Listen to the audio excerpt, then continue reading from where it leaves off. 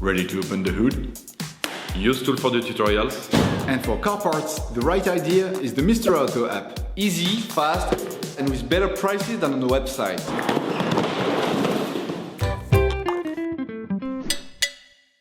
You will find the bulk tie rod ends used in the video exclusively on the Mr. Auto website and through the link in the description. Turn your engine off and pull up the handbrake.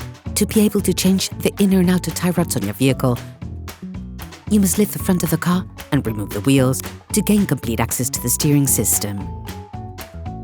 Loosen the stud bolts on the front wheels. Raise the front of the vehicle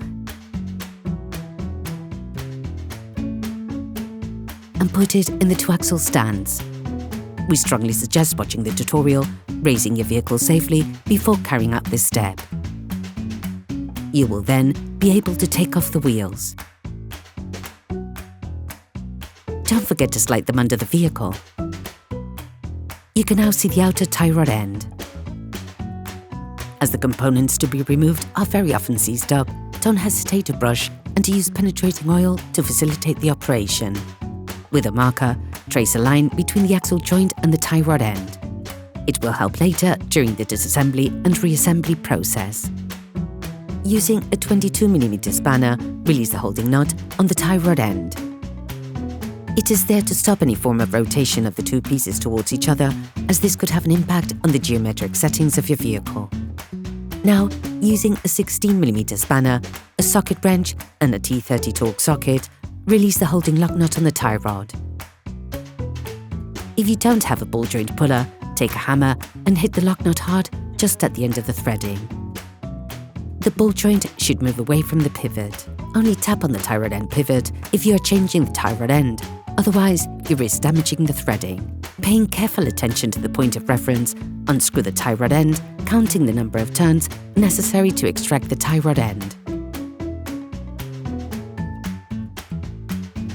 Using calipers, measure the distance between the lock nut and the end of the tie rod axle joint. This will be needed during the reassembly process to get as close as possible to the original settings. Remove the locking ring nut on the tie rod. Hello, if this video helps you, like and subscribe.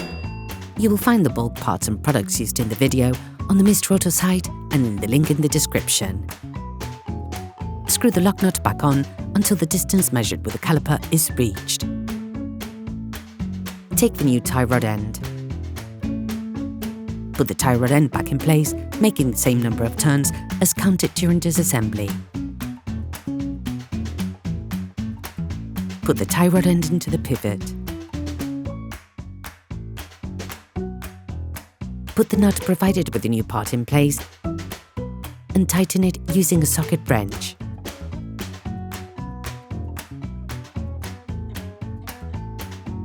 Finish off the tightening with a Torx wrench.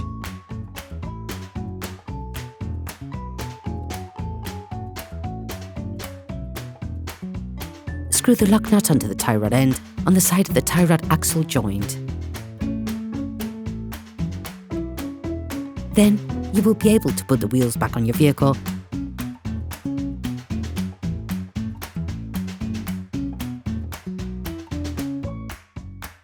putting it back on the ground before properly fixing them in place. During this operation, you will work on the steering system of your vehicle. Checks on tyre alignment, when carried out by a professional, will guarantee that your steering system has been perfectly aligned and is in good working order. Operation completed. Please support us, subscribe and like the video, that will be really cool.